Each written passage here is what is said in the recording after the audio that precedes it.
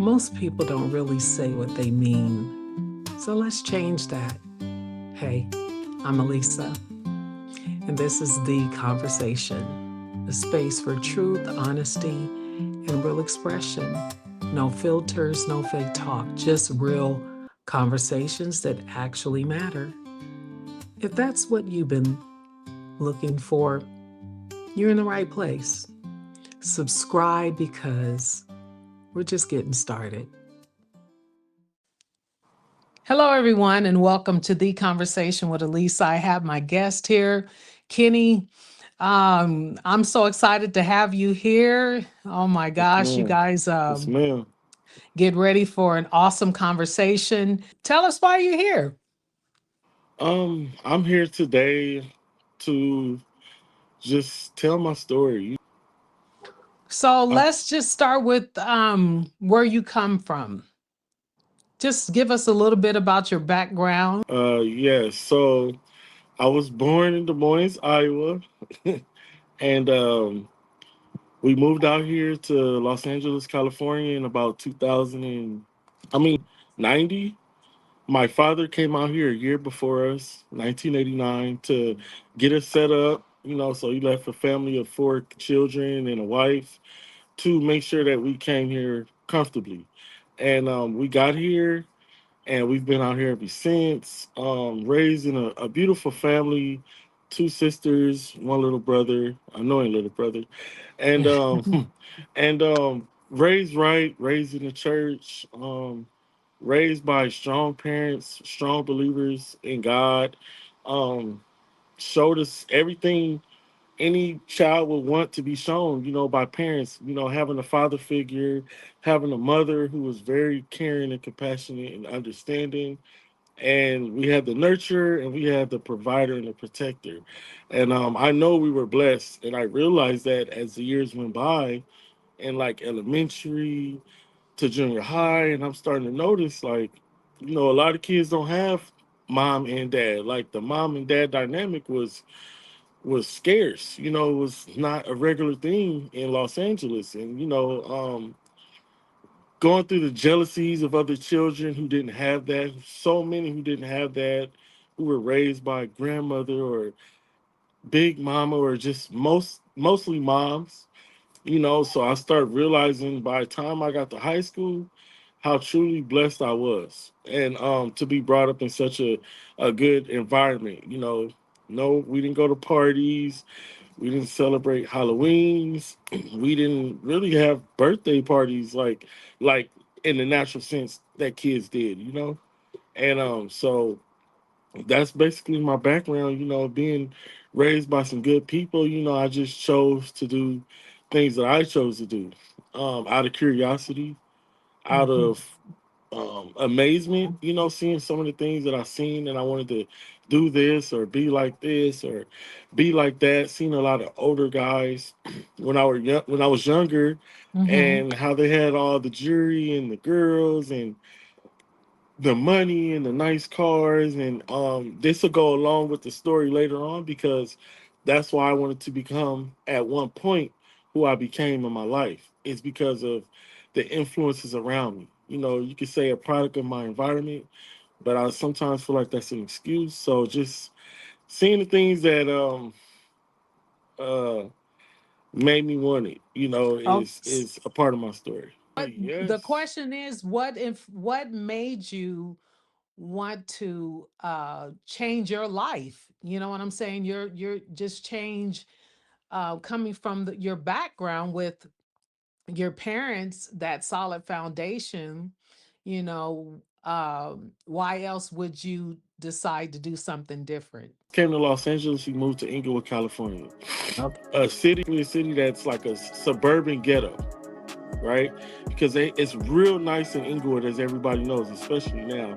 And it was always real nice, and the reputation of Inglewood and upper class of black folks and everything like that. But Inglewood was still infested with gangs, with crime, with violence, with drug dealers, drug users, all the same elements as you could say South Central, where we moved to in 1996. We moved from Inglewood. We stayed in 5 years, and started our childhood and growing up development stages to South Central Los Angeles, which was even more heavily infested with gangs, violence, drugs, sex, and just anything else you can name. It was full of it, and so we went to one city like that to a city that's even more known for that, and we're growing up in the midst of gangs and we're walking to school. And I got jacked in seventh grade, for instance, walking to school, and a grown man rose up on me on the bike. And once my shoes that I had on and my shirt and everything like that. So I feel like I said all this to say I feel like a part of me felt like as I got older and older, especially by high school, like why not be like them? Why Mm, not start doing this like them? Why not start wanting to have it my way and have nice things and this and that, that's really what kind of influenced me to want it. And I was like, my father did everything he could. He provided for five people, and I just felt like as I got older, I learned that I like stuff. I like nice mhm. stuff, and I would take or do whatever it took to get that. Going through junior high and feeling like the chubby kid, not knowing my worth, not knowing who I was, not knowing I was handsome. I feel like, well, if I got these things and look like these other guys, that I would be able to get that, get attention. Nobody understands how a child would do something just to get attention or be noticed in school. So that's where, again, in my story, you'll learn that I developed a habit of stealing. And it started small, started in elementary. I Let's always talk asked. about that. Um, I remember always asking God, why was I like this? I remember I used to see kids with crayons and I would want them, and I didn't have them or mine were messed up and theirs were brand new and I would take them. I seen teachers with pens and pencils and I wanted them and I would take them. And it just kept going and going in kids' backpacks by the fifth grade and taking their little lunch money because I wasn't getting lunch money. I wasn't getting money to buy chips at the candy store at school or going into junior high. I remember remembering people's locker numbers, visually remembering people locker numbers to take the $40 or the $50 or the $100 that came to school floss with because I didn't have it. And it kept growing and it kept growing and getting worse and worse. And that's how I ended up later on in the jail, in the prison system, because I wanted to take what I didn't have, and I felt like they would get it back, and I don't have it. So in my mind, kind of psyching yourself out to believe it's okay because they'll get it again. It's okay because they're rich or they're well off and you're not.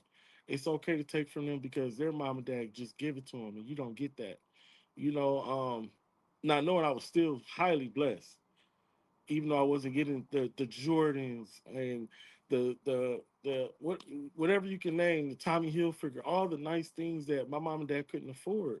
We had to go to Mhm. Payless, and those things were making me want to do the things I did, so I would feel like I fit in, and I was a part of something, and I was getting recognition, and psychologically now I see that it was all in my mind. I was very, very well off. I was very fortunate. I was rich with family. I was rich with love. I was rich with Yes. fatherhood and motherhood. I was blessed. Yes. Protected by God, protected from a child in church through prayers, from my parents and everything like that. And they did such a good thing with all four of their children. That's why as adults today, we have other grown people tell us like you're different. All my siblings, they tell all of us there's something different about you, and it's the God in us. It's the God that's covered around us. It's the God in us. It's the God that shines through us because we were just raised, born, and bred in something different. Yes. And that's what the difference maker is. Can I ask you, Kenny, at what age was it that you started to dibble and dabble that got you into jail? Can you tell us a little bit about that? Yes. So I was in eighth grade. I got kicked out of my junior high, eighth grade, right before graduation. And I was sent to another middle school. So I was in the middle school And by then, I was already stealing. I was like stealing clothes at the mall. I was already in the whole mode, which is a horrible, horrible thing to be addicted to. Let's throw that word in there. Addicted. Okay. Stealing is more of a rush. It's more of a thing to where a lot of times it became not because I needed it, because I wanted to see if I can get away with it. I wanted to see if I can outslick them. I wanted to see if I can outsmart them. I wanted to see if I can distract them good enough to do what I wanted to do. It was like a whole thing going on, and you get more and more addicted to it, the more and more you get away and the more success you have in that lifestyle. And so I was 14 and I stole like $1,600 from a teacher, not knowing that was her rent money, not knowing she had to pay bills with that, not knowing anything, and I got caught. And that's when I first got into the system at 14 years old. And I was on probation. I turned 18. I got off. Soon as I turned 18, by 19, I got caught with a gun. Because by now, I'm starting to get into burglaries now, which is what I did 12 years and 10 months of my life for. Burglary. Um, Going into people's houses, taking things. It started at 19. I got caught with a gun because I had this jury. I wanted to protect that, even though I'm still in to get it, but I wanted to protect it from other thieves, And so the mindset is crazy when I say it out loud. And then I got caught, got into it with my sister's husband, got caught shooting a gun. Now I'm in jail, and I did 50 something days in jail, right? And then 8 months after that, now I'm in somebody's house in 2006 and trying to burglarize something. Got the cops called on me. I go to jail for 3 years and a month. I was already on probation for the gun case. For shooting a gun, I got into with the husband, my sister's husband, my big sister, and wanted to scare him, and I ended up going to jail for that. And that's when that happened. I got caught with the burglary. I got out 2009. I was out 5 months. Still didn't break the habit of the whole thievery, the enemy is so conniving, he's so slick, because it's like you get away and you get away and he keeps telling you you're going to keep getting away. You're smart. You got this. You got to figure it out. You'll never get caught until you start believing it, and then you get caught. I got caught the second time, and now the judge gave me 12 years and 8 months to do straight. I'm 27 years old at this time, and I feel like, Lord, I'm a die. I can't do all that time. I can't take Amen. it. Take me out, Lord. you know, Take me down. You know what I'm saying? And I didn't think could do it. Not remembering who and what God instilled in me, He made me very strong-minded person. I'm talking about mind nearly unbreakable. And I know God made me like this because that's how I got through it. That's how I got through all that time. The first time, I always was reading my word. Always didn't care who was looking, didn't care who was watching. Went to church, even though they see that as a weakness in prison. They see that as you're covering something up. You're not strong enough, or you're this, you're that. And that got shown and proven that was a lie, and that's a whole nother story.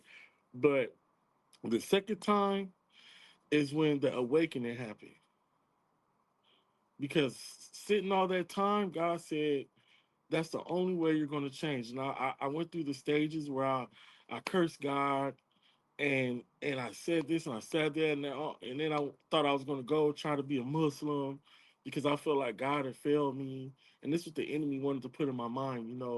And I went to the Muslim side and seen they ain't no different. They got worse things going on. You're the imam, but you're doing heroin in prison. So I'm like, I don't think that's good for me. I don't think that's the right religion for me. Let me go back to God.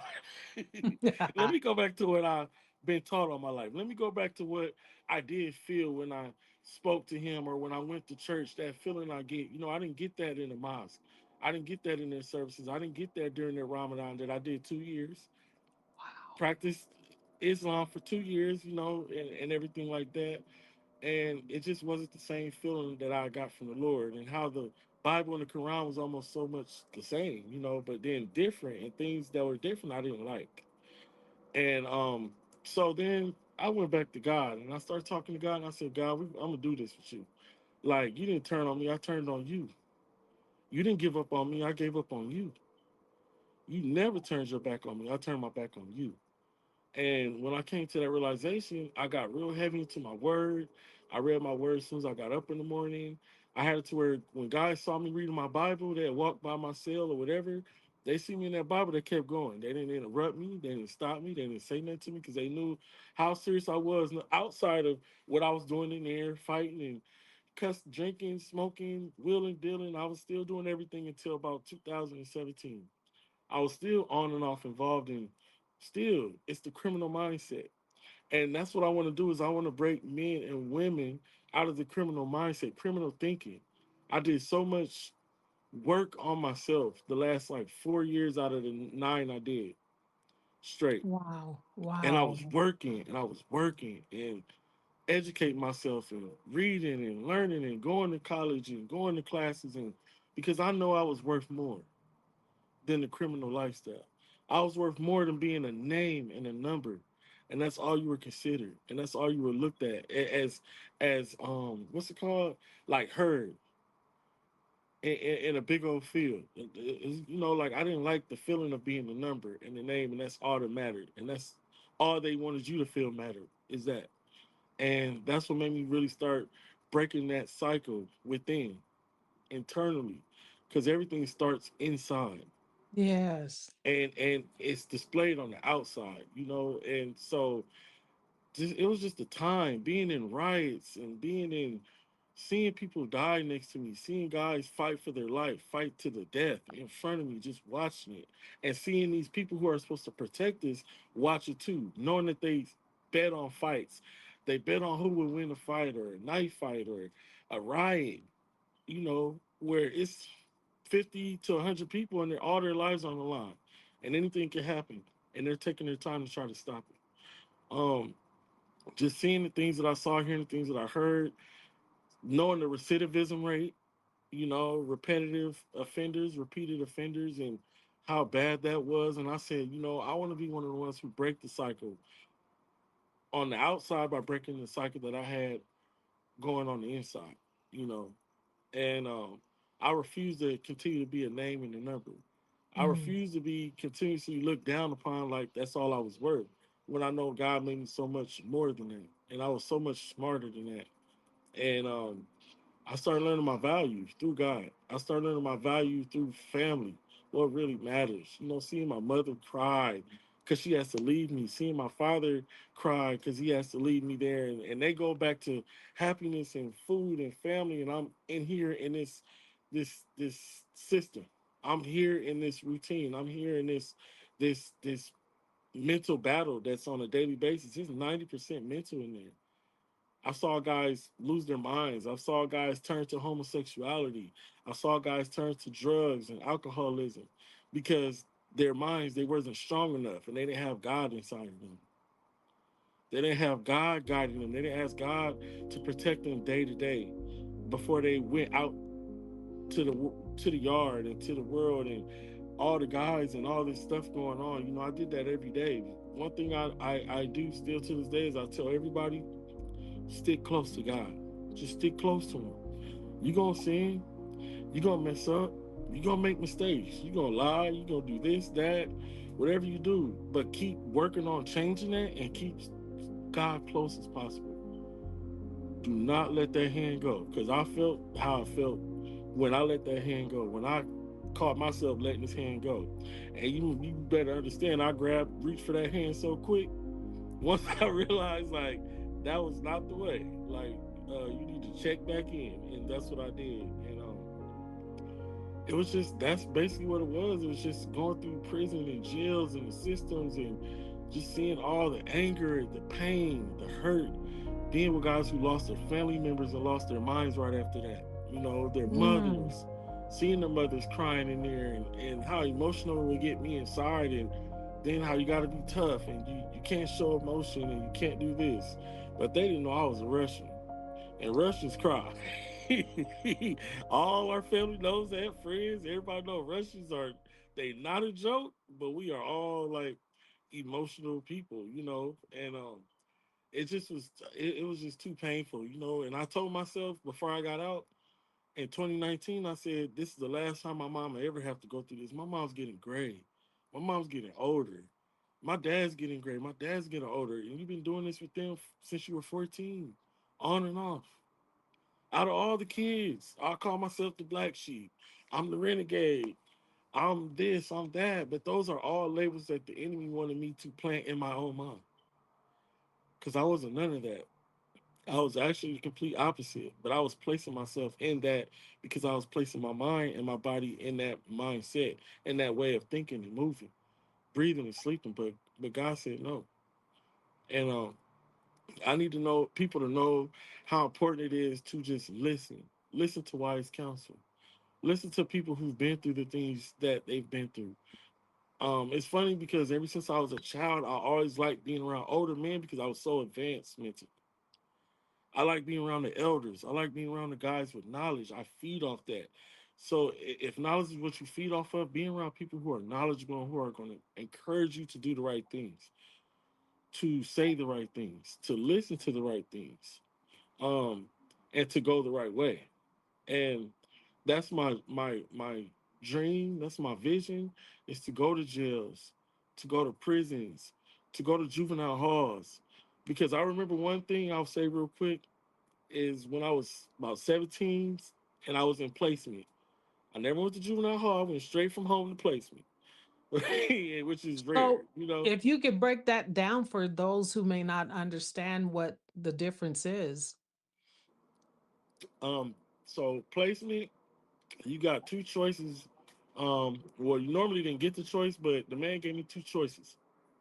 I can go to fire camp, which is like boot camp. It's just much worse. It's like gladiator school, which you did about 4 to 6 months, or I can go to placement, which is a strict 8 month to a year program.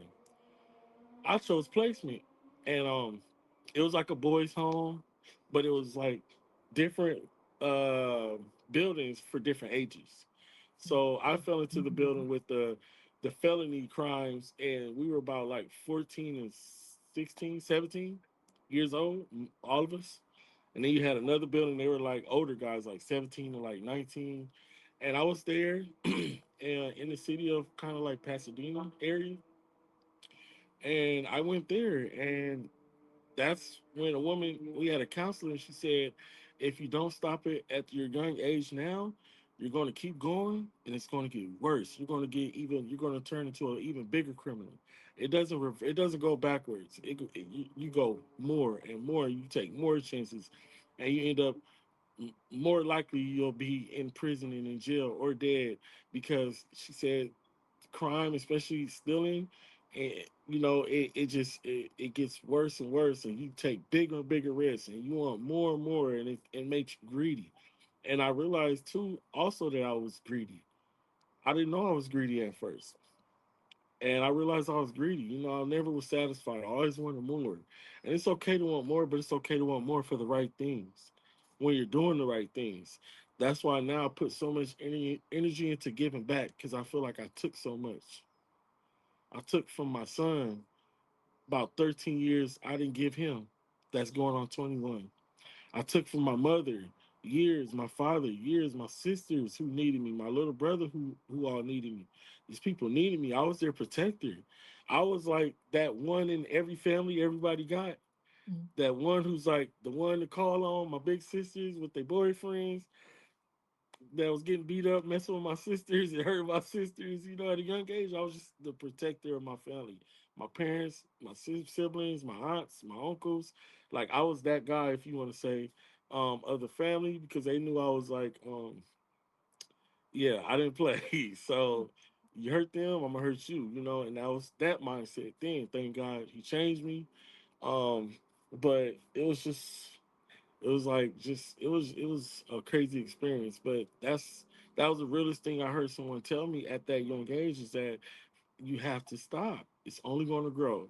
And now I spend so much time talking to other younger men about stopping now, being around the gangs. I was around gangs. I was in prison around gangs. I was affiliated. I had never been put on like any gang or any hood, and I feel like it was just my mom and dad and not allowing us to be out and do, and they protected me. because with my mindset, I probably would have been dead somewhere. I was very wild.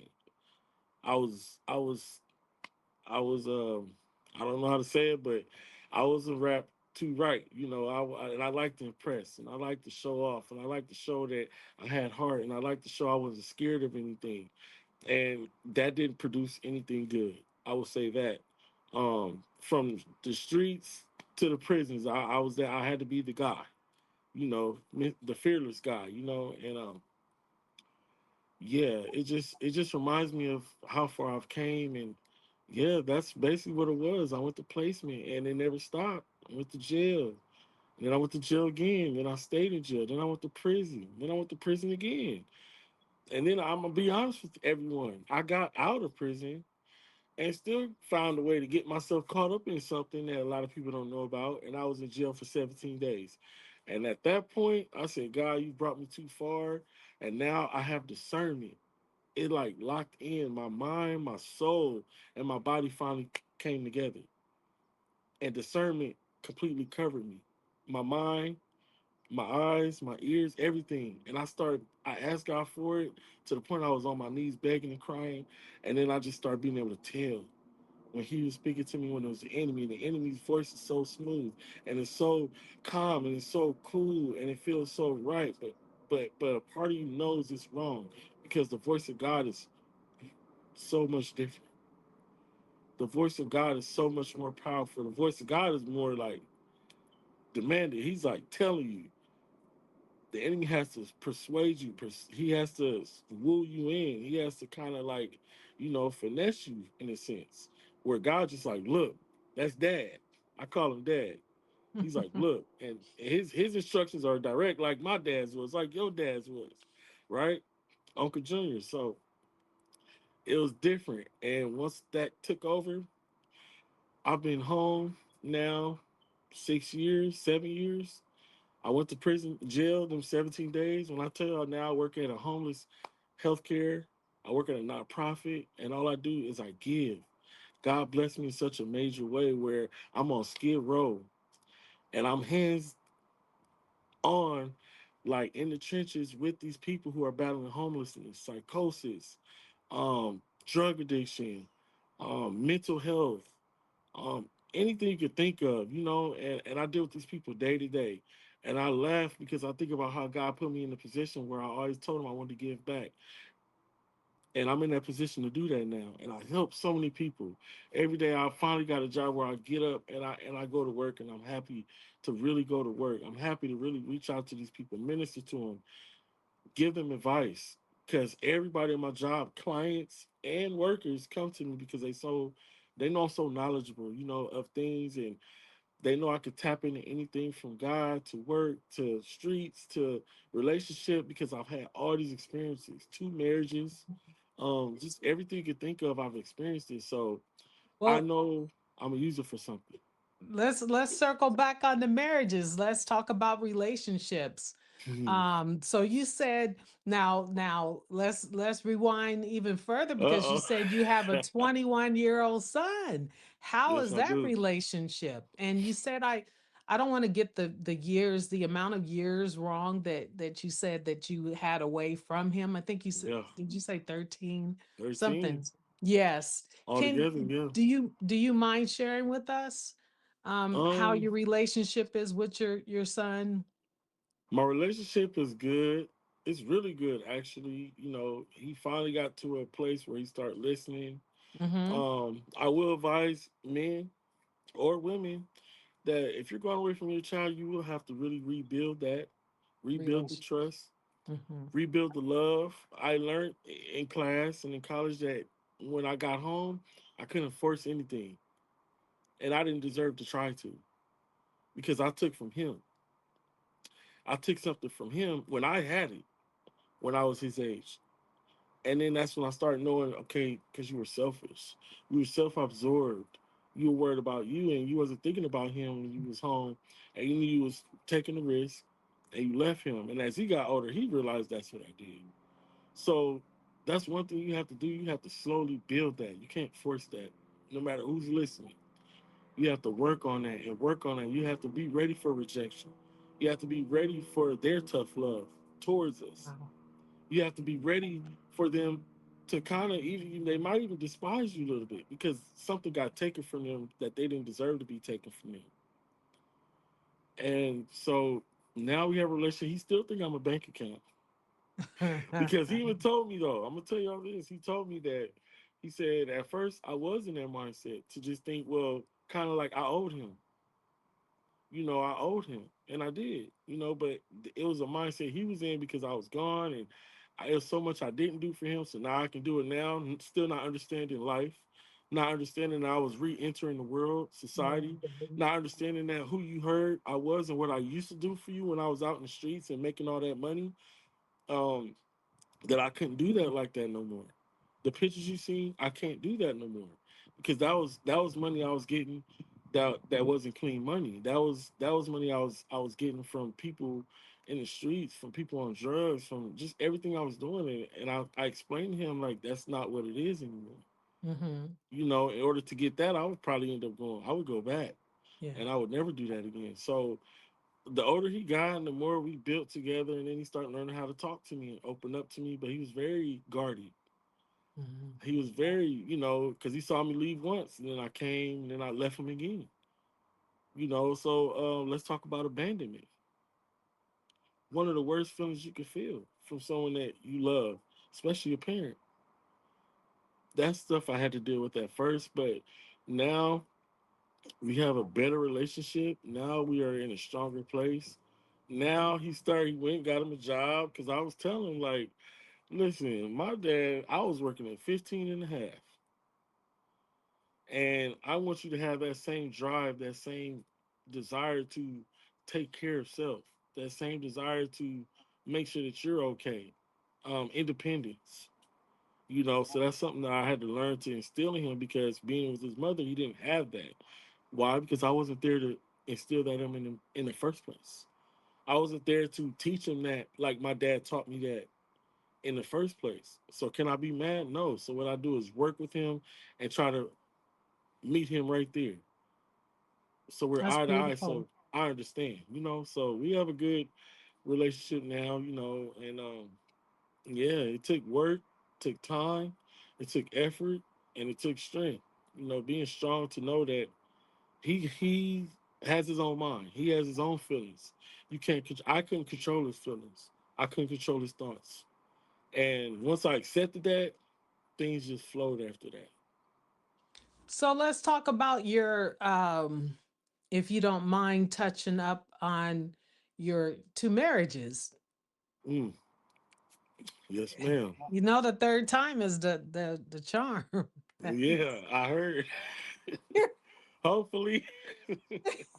Okay, so now I I mean, you gotta give don't them all have the to go story, into right? you don't No, have to go into detail or anything like that. You can go I ahead need. and They do need to what. know. Okay, another layer off this onion coming off is that once I did come to the age where I like believed I looked like something, maybe high school, later in high school, whatever, 11th, 10th grade, 17, 16, 17, 18, and I started understanding, then it's like I started seeing that women like me. And even though I was a chubby guy, that's where the insecurity came from. Always be secure in yourself, people. Still love yourself, because if you love yourself, other people will gravitate towards you and love you and want you. So that's something I learned in time. But um, I always had a charm about myself. I knew how to make people laugh, and I was smart. So I kind of put them things together, and it worked for me. But the thing was, I ended up growing a reputation. I'm gonna be honest, like to be a womanizer, to be very charming and very convincing, like good with words. And the sincerity I give off to people, especially women, just brought all guards down and the smiling and the taking, just knowing how to treat a woman because I was raised by my mom and I had two sisters. So seeing everything that I learned from them and everything they taught me and told me, I kind of applied it in life. I never read no art of seduction. I never read none of those books like that to persuade people and do all that. It was like kind of a natural thing. And yeah, I had a big problem with women. And my first marriage, I married her in prison, and I was dealing with her years before I went to prison. But I went inside there. So long story short, I married for the wrong reason. I got married because I still wanted to have relations while I was inside, because I for sure wasn't going the other route. No, no, no. So I did that, and I got home, and I saw that, like, you definitely made a mistake. You care for her, and y'all got love, and y'all got history, but it's still all these other women in the world, and you know you like women, right? What did you? What? Why you do that, right? So we ended up.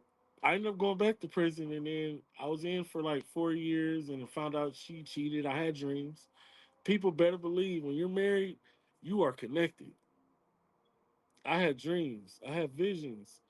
I seen things to the T, Wow. right?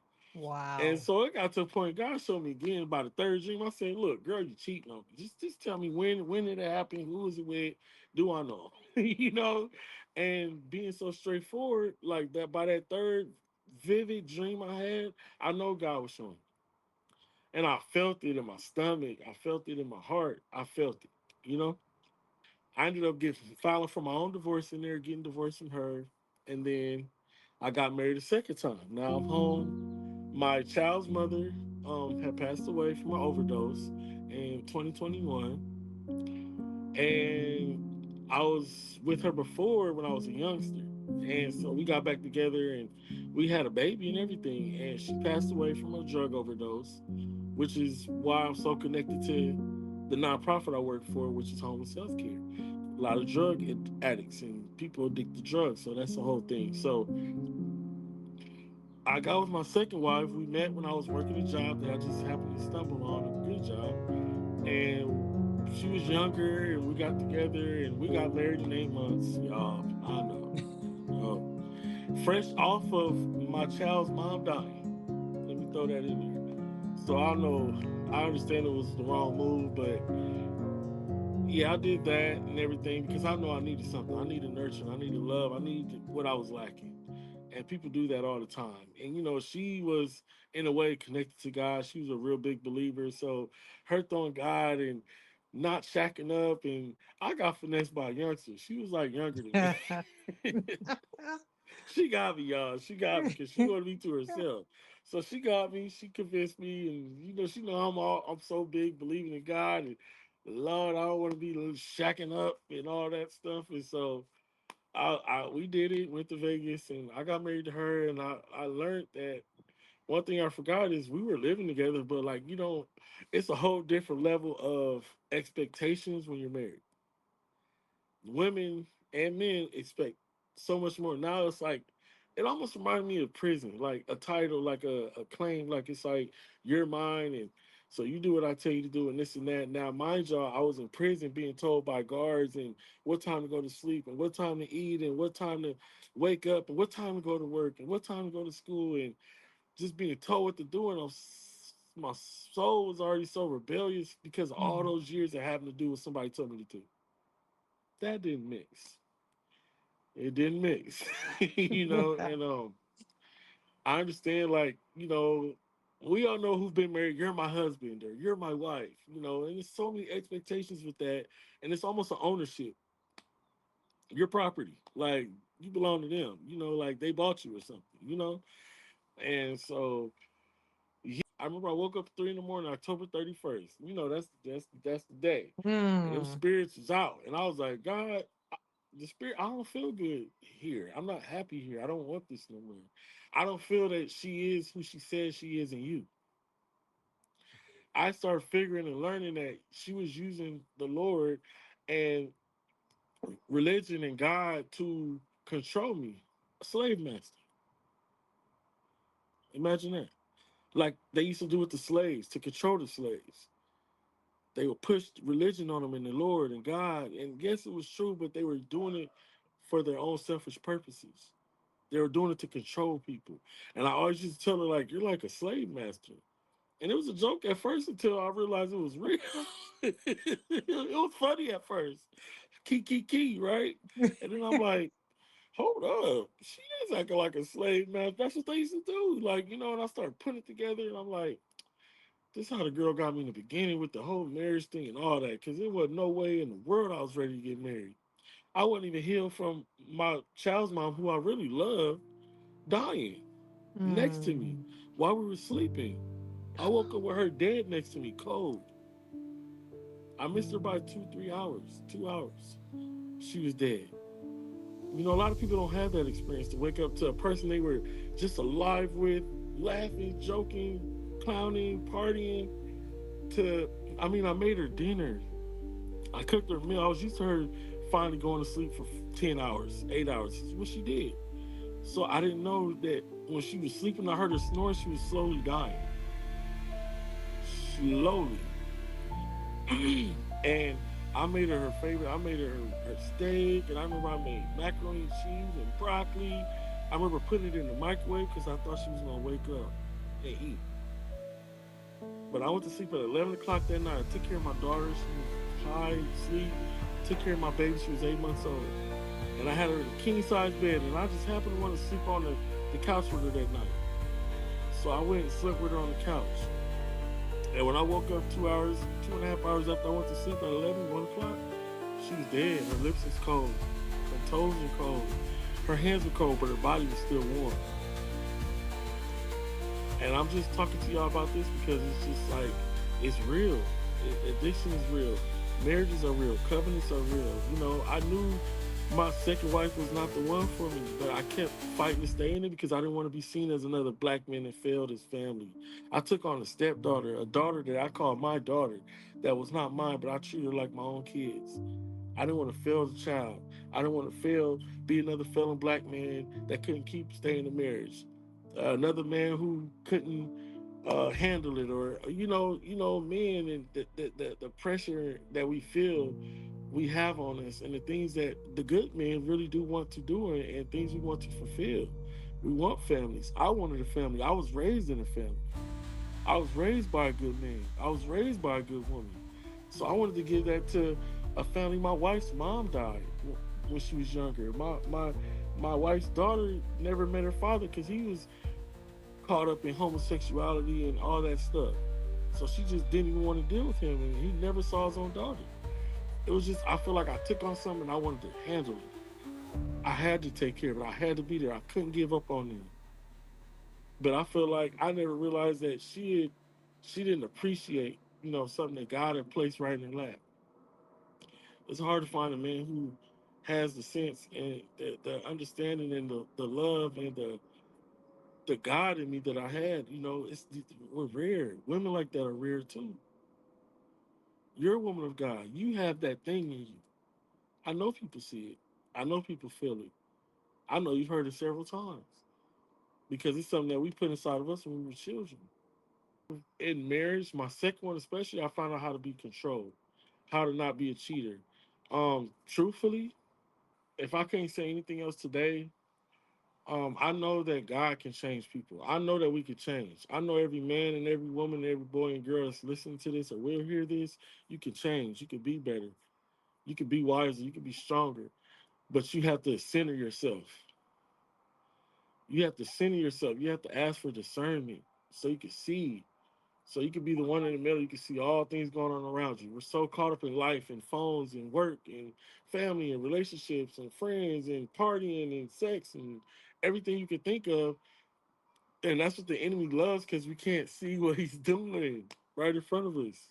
So distracted, so caught up in imagery, um, and all these things, that we feel we have to be, and these things we have to do, and these places we have to go, and this money we have to have. When you die, that money's not dying with you. Nobody understands that.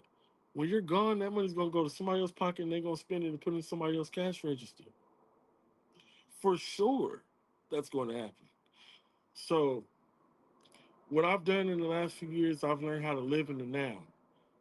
I lost a coworker who I work with closely. He was a lead like me. He died from an overdose, and that hit me kind of hard. And I spoke to his family, and I told him, looked them in their eyes. I told him, I feel your pain. I understand it. That blank stare, that blank look. because you're there, but you are not there. I've been there.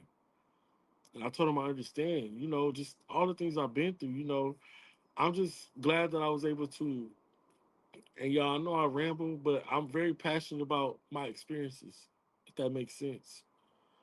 I've went to college. I didn't finish school at Cal State School, but I was in school for business law. Like I've learned so much, I've developed so much. It's because I wanted it. You can self educate. You don't got to go pay all that money. You got to want it. People have to want more for themselves to be more for themselves. I did everything you can imagine in the streets. Truthfully, almost everything. From being around prostitutes and pimps to robbing to burglarizing to stealing, petty theft, anything you can imagine. I did it all. And I'm here to say I'm a living testimony that you could change your life. You could become somebody better than who you were. You could bury that person, and when you bury something, anything that dies is dead, and it only come back to life if you dig it up. It's the only way a dead thing can come back to life. It's not going to come back to life, but the only way you can see it again, experience it again, is if you dig it up. Because it's dead. But it's up to us to leave it where it's at. It's up to us to let it really go. A lot of people don't know how to really let go. Let go of something that they've held on to for so long. Mm-hmm. They feel like they're not going to be the same person because you're not the same person. They feel like they're not going to think the same because you're not going to think the same. Right. They feel like they're not going to walk the same, but you're not going to walk the same. You're walking in a new way, down a new path, in a new pattern, at a new speed. You know what I mean? You're thinking with a more clear mind. You're speaking with a more pure tongue. And these are all the things that I learned from myself and conversing with people who knew me 10 years ago, Kenny, to the Kenny now. And I'm just thankful for who I've become. I've been through so much. I remember them nights crying in prison, wishing I would give an arm to get out, but I was stuck. God had to whoop me because I wasn't listening. God had to sit me down. He saved my life when he sat me down. I was headed down a bad path, and I was getting more reckless, and I was getting more careless, and I was getting more greedy. Add all those things together, they equal disaster, death, life in prison, any of those horrible things. But I was headed down one of them for certain. So he had to sit me down because I wasn't listening. I was hearing him. Y'all remember White Men Can't Jump? Huh? Oh, Y'all remember that car ride? He said it's a difference between listening and hearing. Big difference. And I was hearing him, but I wasn't listening to him. So he said, I'm gonna make you listen. I'm gonna make you come to me. I'm gonna make you talk to me. I'm gonna make you cry to me. I'm gonna make you swallow that pride. I'm gonna make you realize that you are not who you thought you were. You are who I say you are, and you are who I want you to be. And that's what God did with me. that's beautiful. So, can you tell me, um, explain who you are today after everything you've gone through, your life experience up to this point? Give me three words that describes Kenny Rushing. Well, I don't know if this is 3 words, but when you first said that, I am a man that's after God's own heart. How many of y'all know that in the word? A man after God's own heart. Um, You have two more? Two more words? um, delivered, focused. Okay. And then I'm gonna be a little ornery here. Kobe Bryant or LeBron?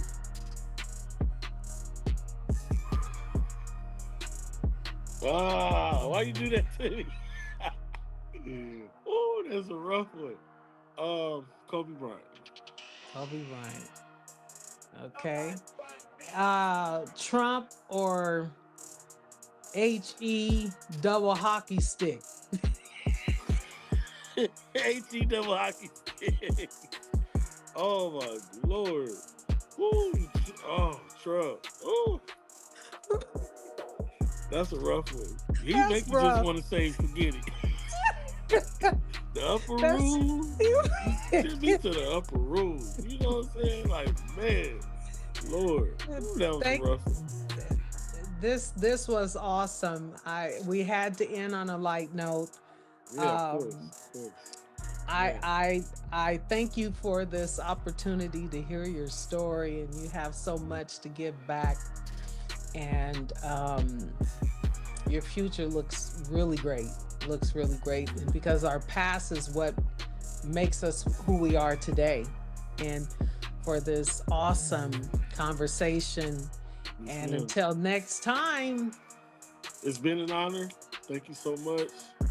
I love your podcast. I love what you're doing, and I love that you're allowing people to tell their story. And I appreciate you so much. this is The Conversation with Elisa. Yes, it is. If you have enjoyed this content, do me a big favor. Please subscribe to the channel, like, share, and don't forget to leave a comment. Thank you for watching.